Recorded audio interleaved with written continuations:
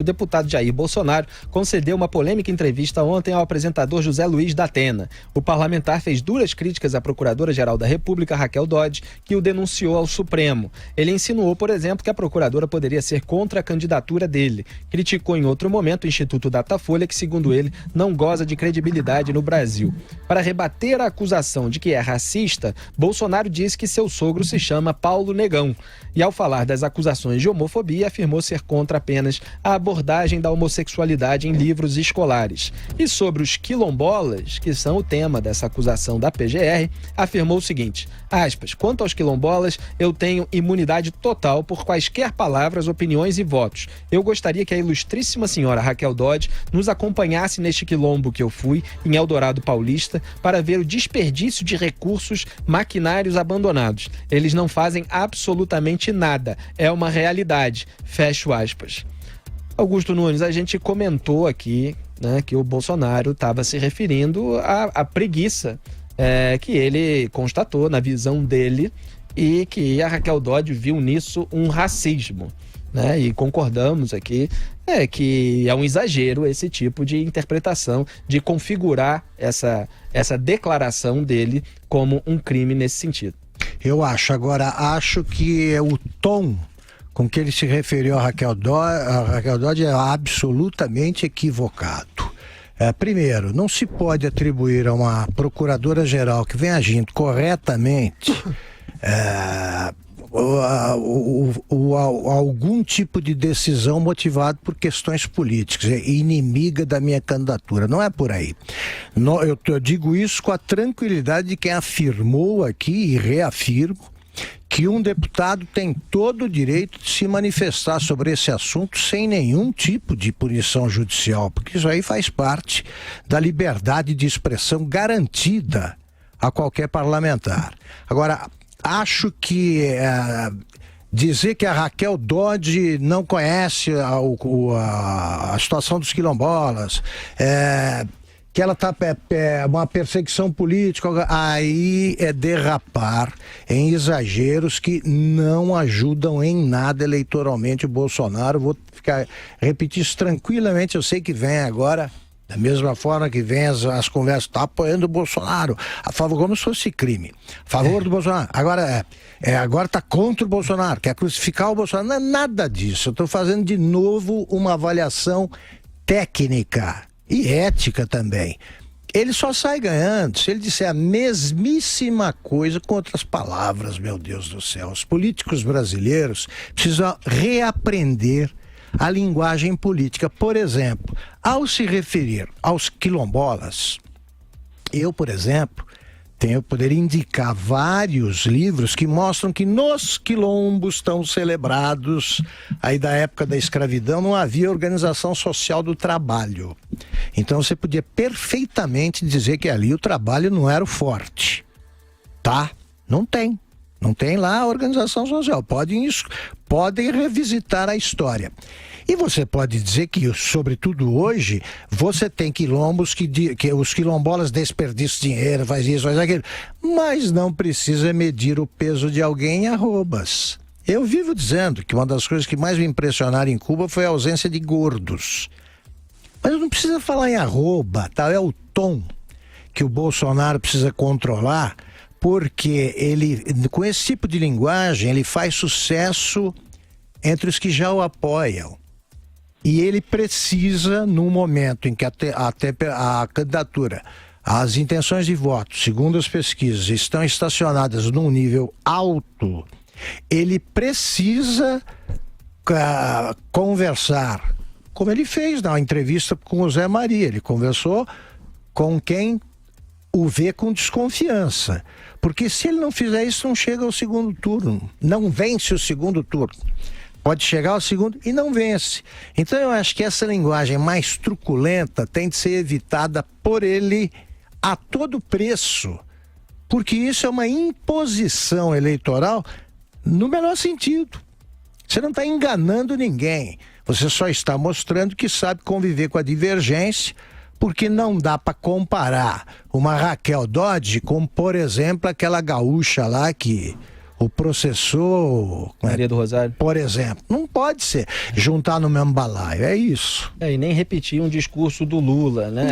Não, de é ataque perseguir, político, não é por de aí. perseguição. É um equívoco. Eu também acho que, é um equívoco. em termos de estratégia de defesa mesmo e para a eleição, não deveria adotar esse tom. O que eu separo sempre, é muito importante fazer essa separação, é o crime e aquilo que é bom ou não para ele eleitoralmente, e para trazer mais eleitorado. A gente comentou isso naquele dia. Eu não acho, e lutaria até a morte contra a criminalização de declarações um pouco mais truncadas e politicamente incorretas, principalmente em tom jocoso, em tom de sarcasmo, em tom de piada. A gente citou várias aqui, feita pelo Lula, por exemplo. Lutarei e defenderia, eu seria contra qualquer acusação contra o Lula, por causa de dizer que Pelotas é polo exportador de viados. Não é crime. Não é crime. Assim como eu falei que o Renan, o Romero Jucá, o José Sarney não tinham cometido crime naquela gravação do Sérgio Machado. Tem o desprezo moral por todos eles, tem o desprezo político, mas a gente tem que se ater aos fatos. Também, quando o Ministério Público de São Paulo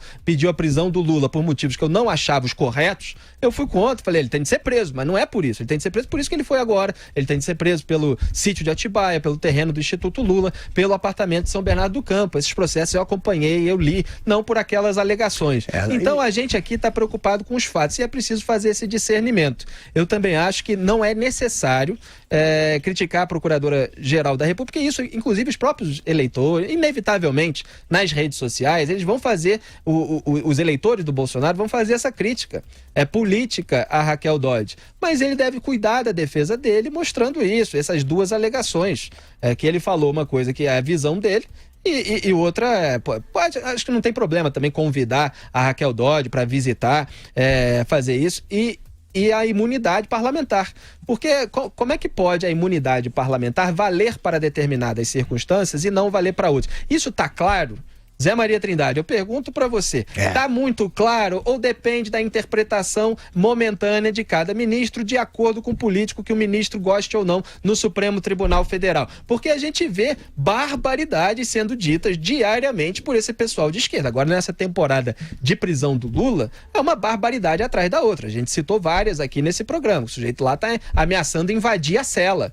Então, quer dizer, tem imunidade parlamentar para o quê? E para o que não tem? Como é que o deputado vai saber? Ele estava tratando de uma questão específica, ele não, ele fala essas coisas de um modo politicamente incorreto, às vezes truncado, com um humor talvez mais próprio do Rio de Janeiro, que não é muito entendido em outros lugares. Eu cresci ouvindo esse tipo de humor e sei que politicamente ele precisa ter uma posição mais cuidadosa para atrair um outro eleitorado que tem rejeição a ele. Diga lá, Zé.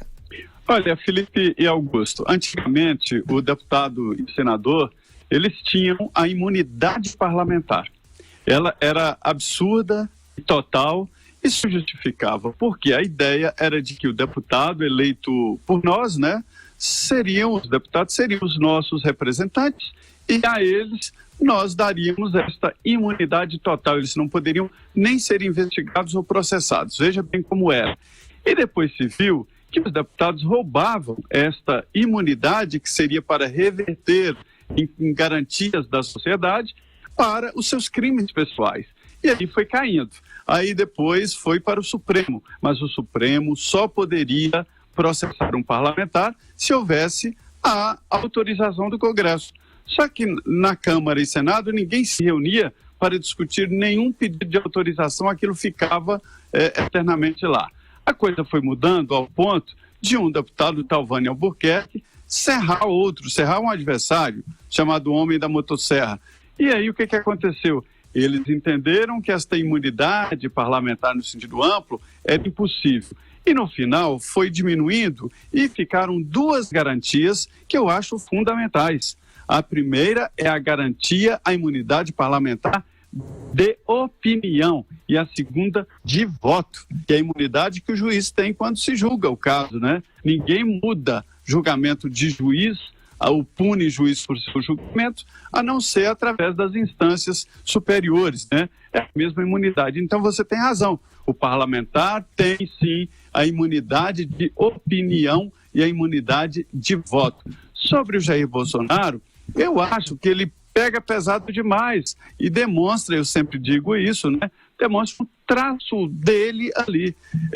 Eu desconfio de quem dá soluções simplistas demais para problemas complexos e também desconfio muito de quem pega um todo, uma sociedade, num preconceito e joga aquilo em toda a sociedade. Dizer que quilombolas são preguiçosos, meu Deus, isso é preconceito, né? Isso é preconceito. Mas eu acho que ele está na imunidade parlamentar e acho que a Procuradora-Geral da República devia garantir isso e não ir contra. Mas é preconceito, por exemplo, quando alguém faz uma piada que baiano é preguiçoso? Ou é uma piada? Ou é uma maneira de você formular a coisa mas o candidato, que dá uma ideia genérica? Tá e obviamente, né? não, o candidato está na mira, obviamente. Tá na mira. Eu só acho que esse isso tipo é politicamente de declaração... incorreto. O que Isso é eu politicamente acho, Zé Maria, incorreto. é que esse tipo de declaração truncada não revela, nesse caso e em vários outros, como o caso do Lula. Não acho que o Lula é homofóbico porque ele disse que Pelota é polo exportador de viado. Entendeu? É isso que eles aplicam ao Bolsonaro, pessoal da esquerda. Então, esse tipo de declaração truncada não revela um traço do caráter da pessoa. Eu sou contra isso. E muitas vezes a imprensa americana também pegou várias declarações truncadas do Donald Trump durante a campanha nos Estados Unidos e mostrou como se ele tivesse preconceito contra todos os mexicanos, por exemplo. Isso aqui foi distorcido. O sujeito falou, tem mexicano aqui que entra estuprador, que é criminoso, que é não sei o que e tal, e tem pessoas de bem. Aí a imprensa tira a parte das pessoas de bem. Aí é uma escolha eleitoral. O Trump claramente não está nem aí para as reações. Ele pega e bate de frente mesmo. Ele fala coisas ali sabendo que vem. Se é uma escolha do Bolsonaro... Não, mas ele não falou aqui, eu tô falando que é uma distorção. Não, mas eu digo, por exemplo, ele não precisa dizer a procuradora acha, mas não procura. Não precisa. Diz assim, a procuradora está confundindo uma declaração protegida pela imunidade parlamentar com crime. Não é crime. Claro, eu mas estou é me isso. referindo ao tom. Você pode perfeitamente rebater, e o Brasil está cansado da gritaria. Você pode perfeitamente rebater em tom enfático, Exato. como o que nós usamos, mas evitando certos deboches e tal, que estão demais. É que nem faz o Lula. O Lula faz isso. Felipe, quando... exatamente. Só para deixar claro, Zé Maria, eu prego justamente a defesa técnica, jurídica.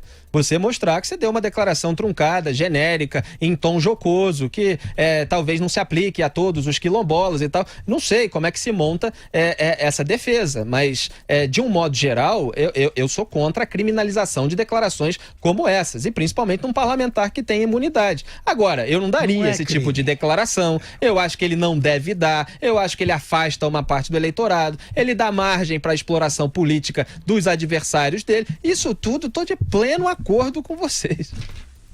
Mas acontece, a incidência é sempre fazendo esse tipo de declaração. Exato, é por isso que demonstra uma linha dele, né? E é ele, Felipe, é ele. Eu acho isso bom. É ele é assim. Ele dá esse tipo de declaração e não tem cuidado mesmo. É isso. Só que o que a gente acha, em termos de análise, de marketing eleitoral para essa campanha, é que talvez valha a pena você ter uma... É o que eu falei no outro dia. Você não precisa deixar de ser politicamente incorreto, não precisa deixar de ser contundente. A questão é você achar o ponto certo que não ultrapasse e não dê margem para acusações de crime. E isso é o que um candidato tem de fazer, né, Augusto? Para manter o eleitorado que já tem, que gosta dessa sinceridade, dessa maneira sem papa na língua, mas você tentar atrair o resto. Uma coisa é você dar uma aí de Toffoli e Gilmar Mendes, faz um discurso aqui, daqui a um ano você faz um discurso dizendo o contrário. O candidato não precisa mudar o discurso nem nada, ele precisa mudar o tom e deixar também claro, como ele próprio disse, não, a gente muda, evolui e tal. Para de tratar nesse tom, porque eu não acho que o beneficie eleitoralmente. E um candidato tem o dever de se comportar eleitoralmente de modo a não se prejudicar. É um dever mental. Só isso. É isso aí. Estamos alinhados nas questões essenciais. Tem algum outro detalhe aí que tem uma divergência, mas a essência eu acho que é a mesma.